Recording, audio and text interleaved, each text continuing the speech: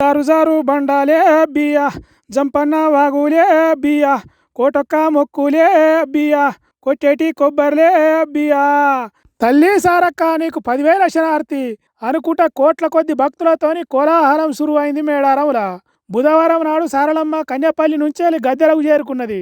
తల్లి బయలెల్లి వస్తుంటే జనం పపతి పట్టుడు చూస్తానికి 2 కళ్ళు సరిపోలేదనుకో రాదుండ్రి. పసుపు కుంకుమలు, నిలువెత్తు బంగారం, ఒడిబియ్యం మొక్కులు, అబ్బో కొండంత సంబరం జరుగుతున్నది మేడారంలా.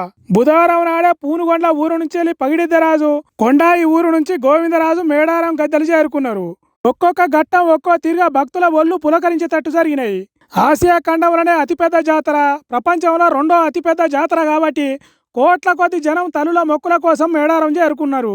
పుట్టబగిలి సీమలు బయటకు వచ్చినట్టు ఉసిళ్ళు ఊరినట్టే ఉన్నది మేడారం జాతర. యాట పోతులు, ఎదురుకోళ్ళు, ఎడ్ల బండ్లు, అబ్బో చిన్నగా లేదు పోన్రి. ఇక సర్కారు ఇంత ఖర్చు చేసినాం అంత ఖర్చు చేసినాం అని చెప్తున్నారు కానీ కనీసం వచ్చిపోయే వారాలకు సరిగ్గా రోడ్లు వేయలేకపోయిందని వీడియోలు తీసి సోషల్ మీడియాలో పెడుతున్నారు భక్త జనాలు.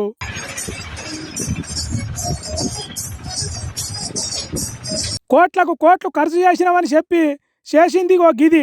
ఆర్బాట 60 పాళ్ళు, అసలు పని 3 పాళ్ళు అన్నట్టు చేసిండ్రని ఎడ్డించుకుంటా సోషల్ మీడియాలో పోస్టులు పెడుతున్నారు. ఎంత నున్నగా రోడ్లు పోసిండ్రో చూడుండ్రి. నూనె పోస్తే ఎత్తుకోవచ్చు. అద్దాల తీరుగా ముద్దుగున్నాయి, దగదగ మెరిసిపోతున్నాయి. చిటికాడు దుబ్బ కూడా పైకి లేస్తలేదని కామెంట్లు పెడుతున్నారు.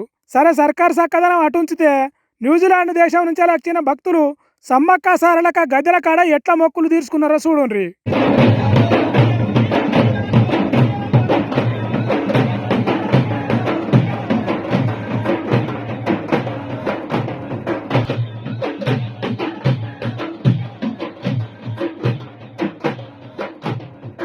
ఇక సారలమ్మ గద్దెకు చేరుకునే ఘట్టమే ఇంత మంచి జరిగితే తల్లి సమ్మక్క గురువారం నాడు కుంకుమ రూపంలో చిలికల గుట్ట నుంచి గద్దెను చేరుకుంటది. అప్పుడు ఇంకెంత దండిగా జరుగుతుందో జాతర. మహా జోరుదారుగా ఉంటుంది కావచ్చు. కాబట్టి పోయిన వాళ్ళు అమ్మ గద్దెలను దర్శించుకోండి, పోవాల్సిన వాళ్ళు తొందరగా పోన్రి. ఈ వార్త చూసిన వాళ్ళు తల్లి మమ్మల్ని చల్లగా చూడు అని ఇక్కడి నుంచే మొక్కుకోండి.